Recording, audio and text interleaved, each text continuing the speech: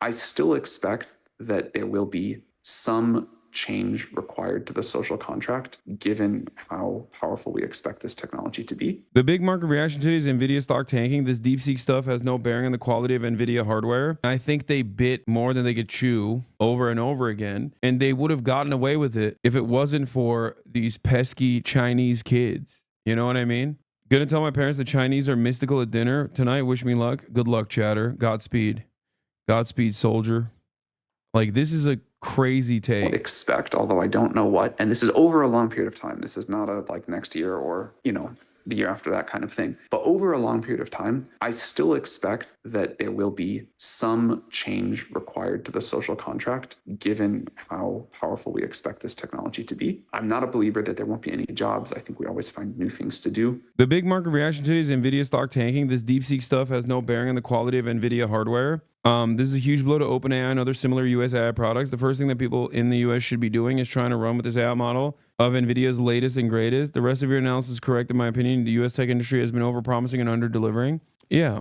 No, that's all I'm saying. All I'm saying is that, like, they were able to do this. They were able to maintain this presence for as long as they could and engage in myth-making surrounding this product. And I think they bit more than they could chew over and over again. And they would have gotten away with it if it wasn't for these pesky Chinese kids. You know what I mean? The American government was like, listen, tricks are for kids, not for rabbits. Okay? These tiny chips, not tricks, these chips are for American kids, not for Chinese rabbits. That's what they said. And that created a level of safety and security in the minds of a lot of these tech sector people who thought, yeah, we can continue dominating. I do think like the whole structure of society itself will, be up for some degree of debate and reconfiguration. This is what HasanAbi's been yelling about for years. China's unwavering method of investing on its children and their education is finally paying off. They invested through the hardship decades ago, and now children of China who are super educated just keep handing their country win after win in the most important sectors. Defund ICE and fund the schools. What the fuck are we doing here in America?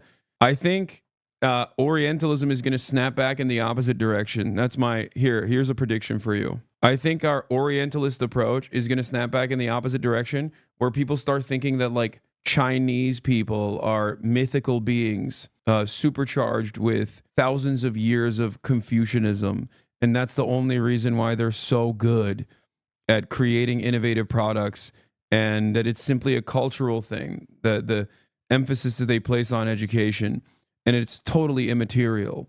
It has nothing to do with the fact that, they invest a tremendous amount to education and try to abide by some semblance of the meritocratic standard. Now, there's truth to the historical importance placed upon education in China. Even in the past, the greatest jobs that were given to every single person, that was open for virtually every single person, you could make your way through the education structure and go work for the emperor. And in a similar vein, now the ownership of the emperor structure has changed into the single party Communist Party of China in that exact same vein. So the exam system still exists to a certain degree, and there's still a lot of emphasis on making sure that the best, hardest working person is tasked with these very important jobs.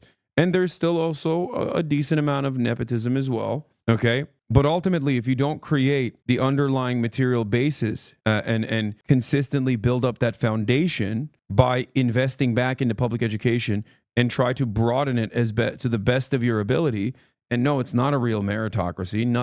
It's virtually impossible to maintain a real meritocracy. Okay. We are not robots. We're still human beings. We're imperfect vessels at the end of the day.